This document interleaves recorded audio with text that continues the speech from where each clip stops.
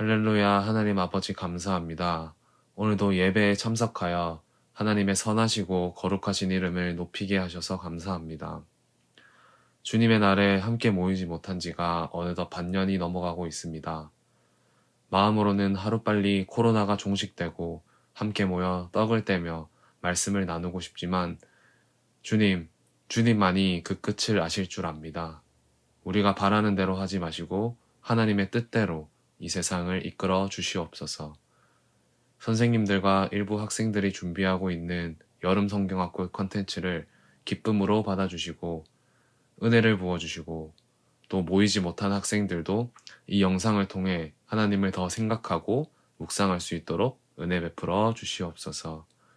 이후에 전하실 목사님의 말씀이 축복의 통로가 되어 중고등부 한 사람 한 사람 마음이 감화되길 바랍니다. 거룩한 하나님의 말씀을 우리 중고등부 학생들이 듣고 한 사람도 빠짐없이 주님의 구원을 알고 그 안에 들어가는 자 되게 도와주세요. 예수님 이름으로 기도드립니다. 아멘.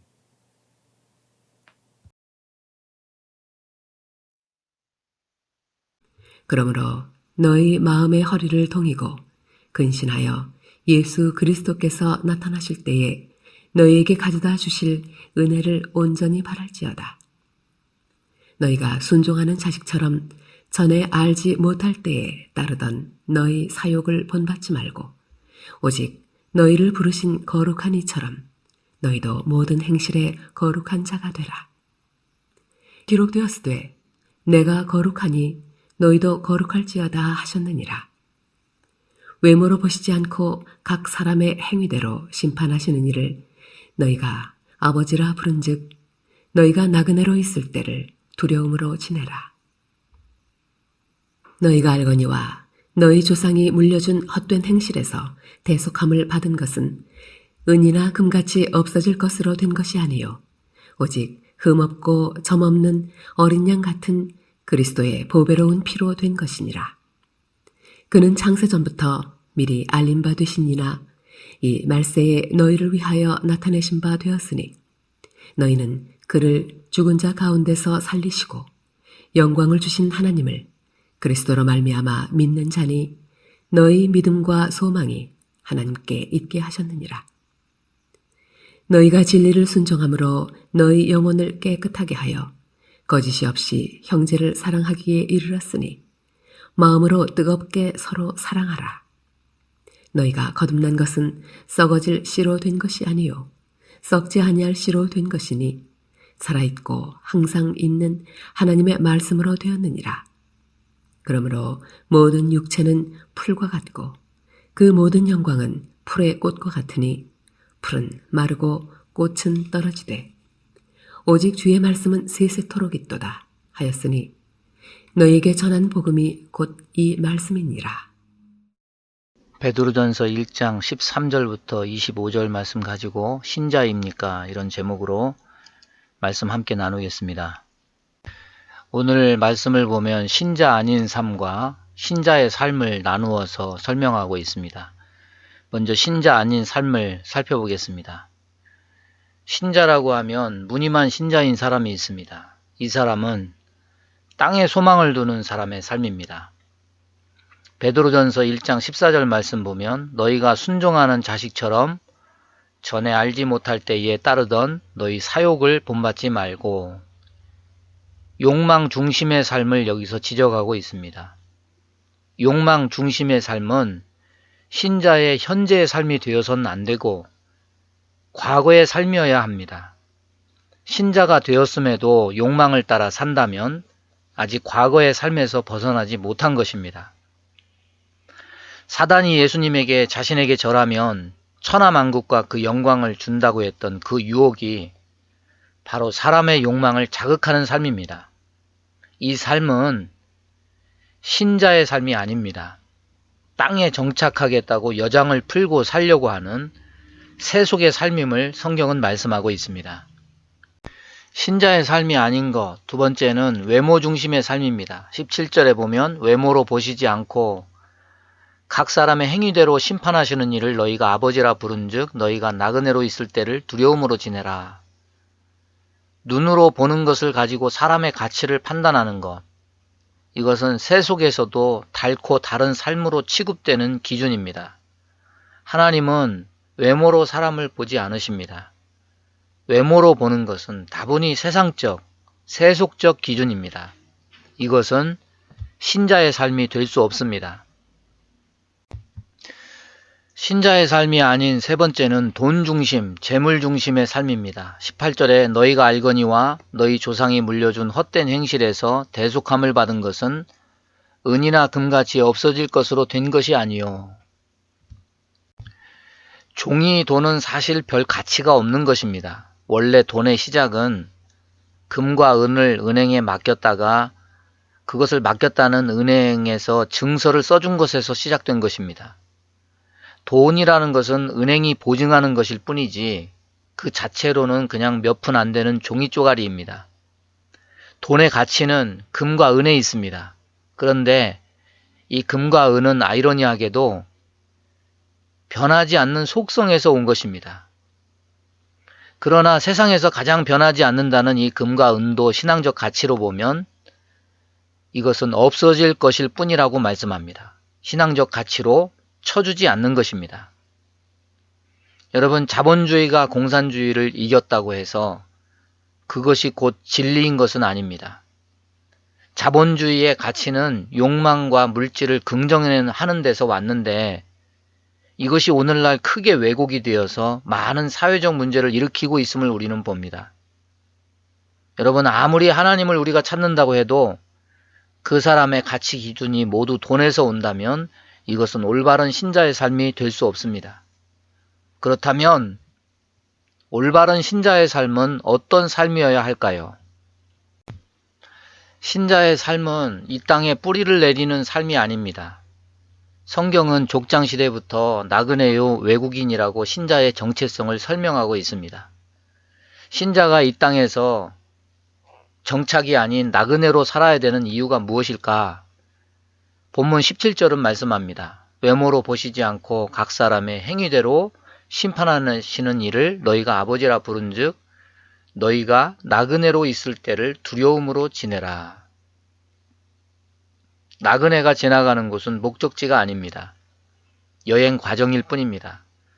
나그네가 최종적으로 목적하는 곳은 자기 고향, 가족이 있는 곳입니다.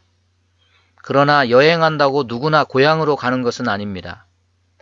고향과 가족의 품으로 돌아갈 수 있을지 없을지는 자기 가족을 알아보고 받아주시는 아버지에 의해 결정되는 것입니다.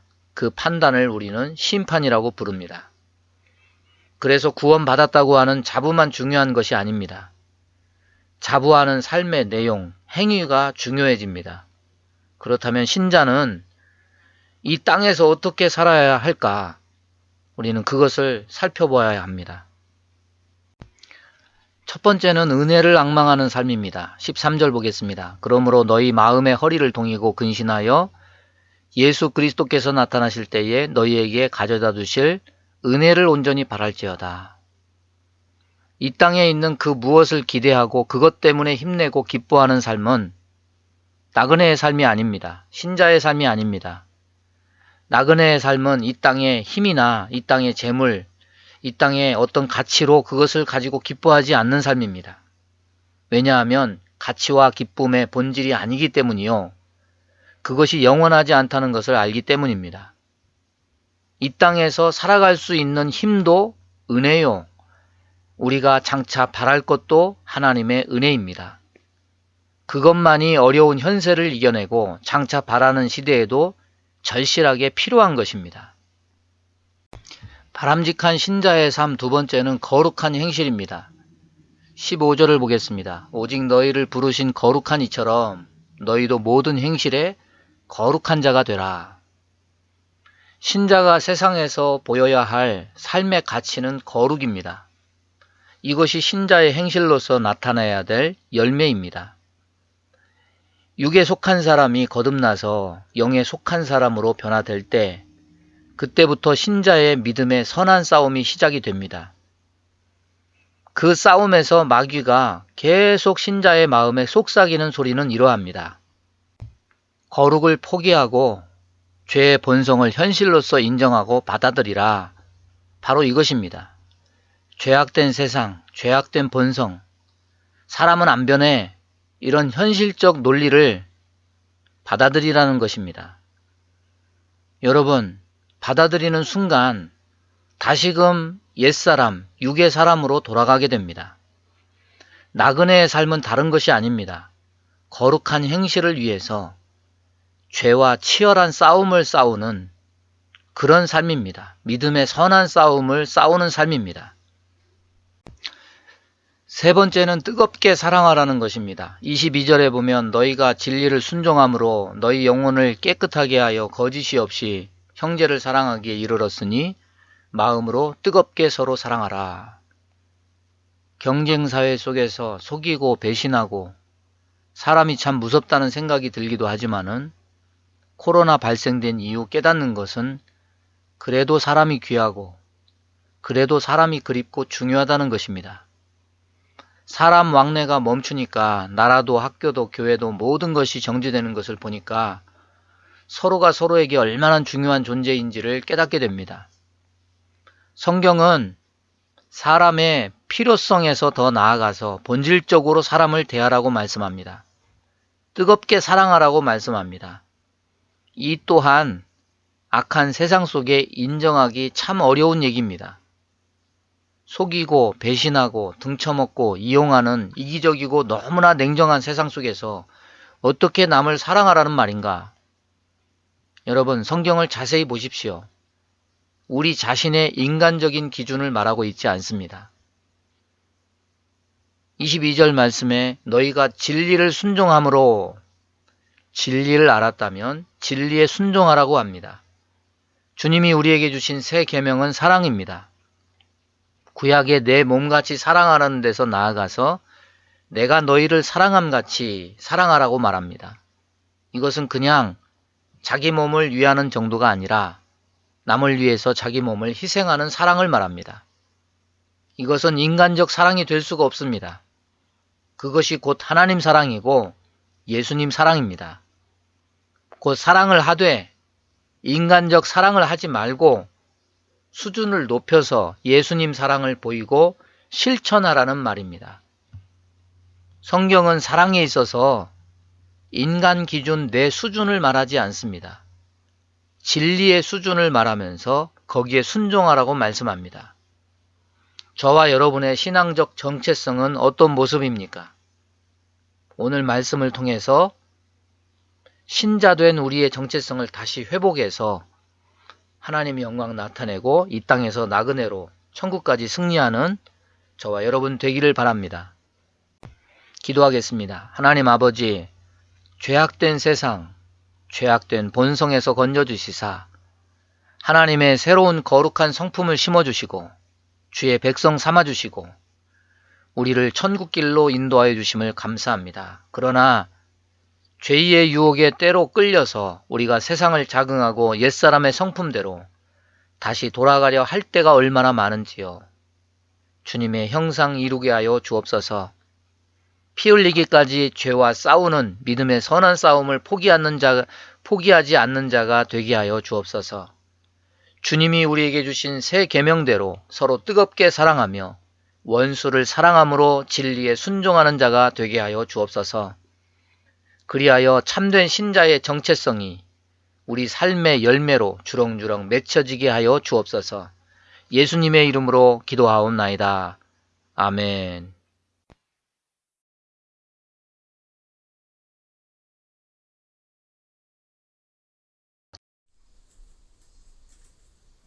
광고 시간입니다. 광고 1. 고3 수험생인 선우, 현정이, 창빈이 위해서 잊지 마시고 계속 기도해 주세요. 광고 2. 8월 17일에 있는 수련회 온라인 동영상 촬영이 집합 금지 명령으로 인하여 8월 16일로 변경되었습니다. 오전 예배부터 이어서 촬영할 예정이오니 많이 참석해 주세요. 광고 3. 세진 선생님을 위해 계속적으로 기도해 주시고 온라인 예배 준비하는 선생님들을 위해서도 함께 계속 기도해 주세요. 이번 한 주간도 승리하시길 함께 기도하겠습니다.